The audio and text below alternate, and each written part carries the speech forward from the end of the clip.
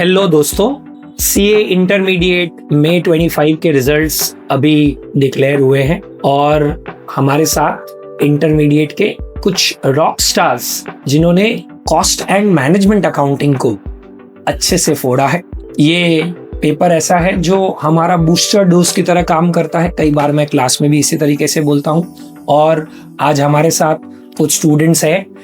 97 शुभम, 95 मानस, 93 प्रांजल and 91 रचित, who has also scored an all India rank।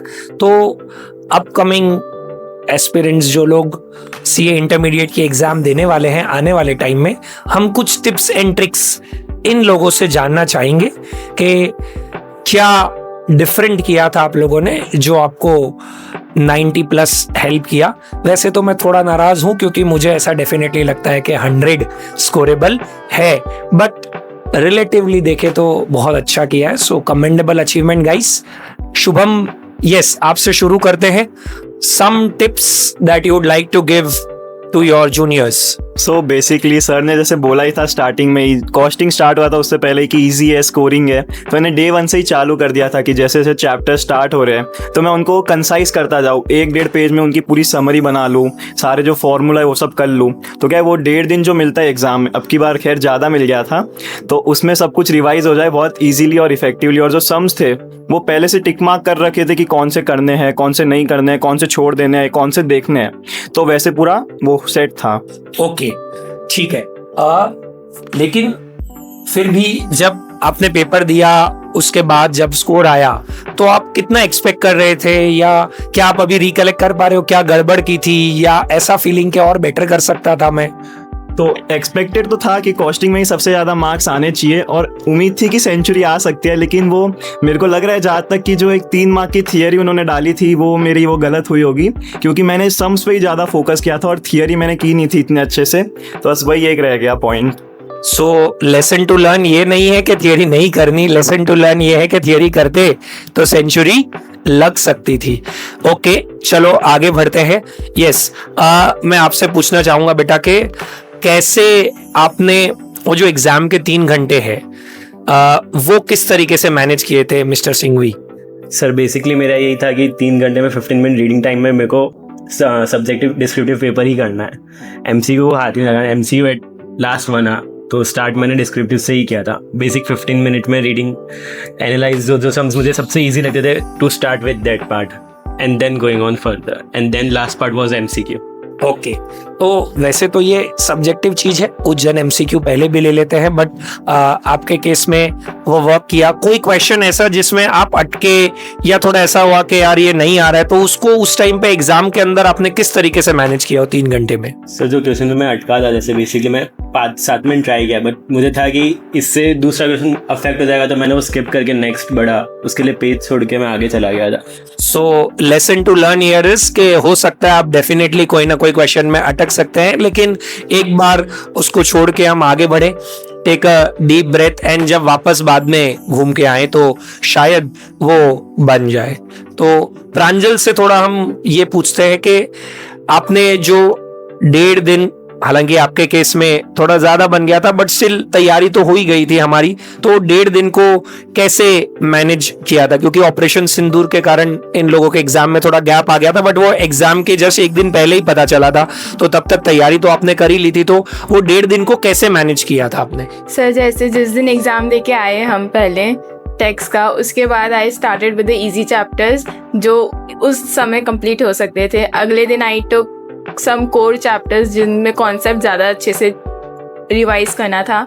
3rd day जो main day था उसमें ये डिसाइड करना बहुत ज़रूरी था कि कौन सा चैप्टर पहले उठाऊं, तो मैंने उस दिन थियोरी को थोड़ा प्रेफर किया, क्योंकि सुबह सुबह थियोरी पढ़ी रहेगी तो याद रहेगी। कुछ फार्मूला बेस्ड जो पूरे चैप्टर्स थे, स्टैंडर्ड कॉस्टिंग के सारे फार्मूलाज, वो उस दिन रिवाइज किए ताकि एकदम याद रहे उस समय।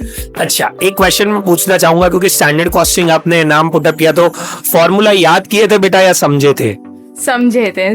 जब प्रोडक्शन डिपार्टमेंट में कब आएगी गलती ढूंढो अभियान, बटन दबाओ अभियान, सारे समझे थे सर। पढ़ाई तो की है, इसने डायलॉग याद है क्लास के इसको। रचित, आपसे पूछना चाहूंगा मैं कि क्योंकि 6 और 6 में एग्जेम्पशंस है आपका, तो बैलेंस कैसे बनाया था? कॉस्टिंग टोटल कितनी बार रिवीजन के लिए लिया था? रिवीजन प्लान में क्या कंसाइसनेस आप लेके आए थे? तो वो थोड़ा सा हम जानना चाहेंगे, क्योंकि अक्सर ऐसा होता है कि कॉस्टिंग थोड़ा सा इन टर्म्स ऑफ चैप्टर्स तो बहुत ज्यादा लगता है, बट क्या उसको हम सही में कंसाइज कर सकते हैं? कैसे आपने उसको स्ट्रैटेजाइज किया था? सर मेरा तो बैलेंस ही कॉस्टिंग बनाता था, क्योंकि मेरे को मतलब मैथ्स बहुत अच्छा लगता है और कॉस्टिंग में मेन लॉजिक पे बेस है।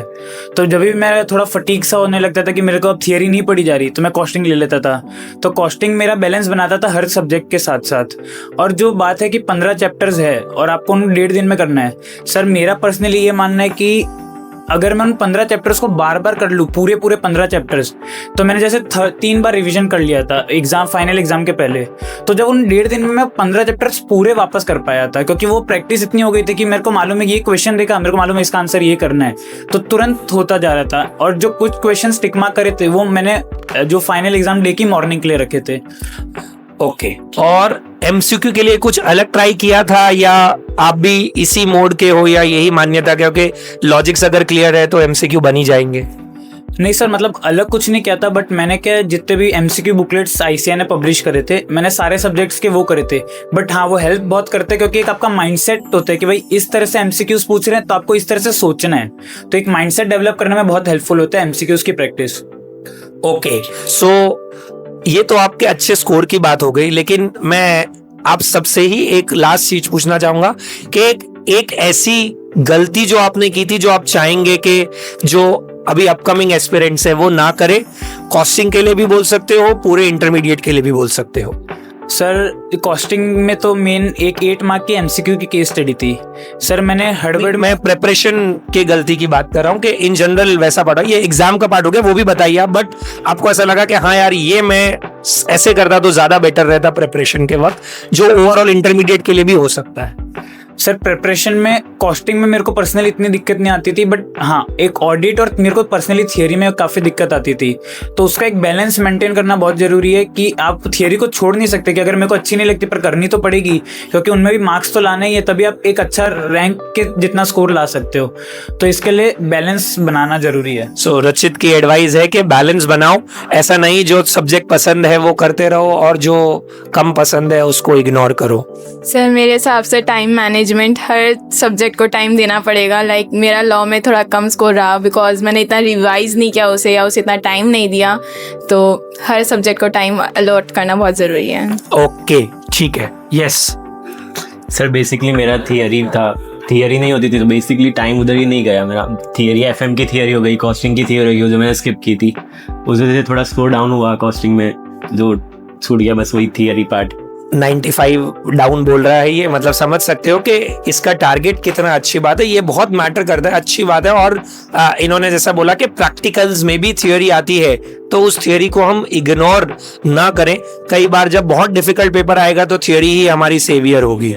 Okay, yes Shubham. तो बेसिकली मैंने जो है वो सब्जेक्ट्स की प्लानिंग नहीं करी थी कि कौन सा चैप्टर कब उठाना चाहिए, तो मैं रैंडमली कुछ भी उठा रहा था। तो एक वो है, और जो 3 घंटे मिलते हैं पेपर लिखने के लिए, तो उसमें काम माइंड रखना चाहिए, इतना हड़बड़ाना नहीं चाहिए कि अपने को ये क्वेश्चन नहीं आ रहा, अब क्या करें, अब क्या होगा। तो बस वो चीज़ है, जल्दी का काम शैतान का, सो वो नहीं करना है हमें। जितना हम काम माइंड से काम करेंगे उतना हमारा काम ज्यादा अच्छा बनेगा। सो ये हमारे कुछ कॉस्टिंग के रिलेटेड टिप्स एंड ट्रिक्स जो अभी हमारे रॉक स्टार्स ने आपके साथ शेयर की। इसी तरीके से बाकी भी पेपर्स के ऊपर हम कुछ ना कुछ आपके लिए जरूर लाएंगे from all those who have been there and done that. Thank you very much.